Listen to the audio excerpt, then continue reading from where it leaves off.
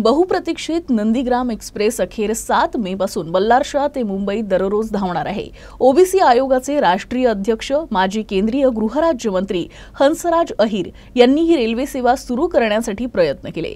सदर गाडीसाठी चंद्रपूर जिल्हा रेल्वे प्रवासी असोसिएशन बल्लारशाह अनेक वर्षांपासून गाडी सुरू करण्याची मागणी करत होते।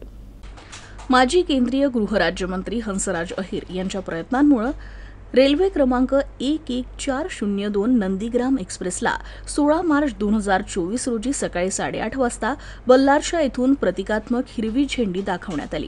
ट्रेन क्रमांक 11401 नंदीग्राम एक्सप्रेस मुंबईहून 5 मे 2024 रोजी सायंकाळी 4:35 बल्लारशाहसाठी सुटणार आहे, तर 6 मे रोजी दुपारी 1:45 वाजता बल्लारशाह इथं दाखल होईल।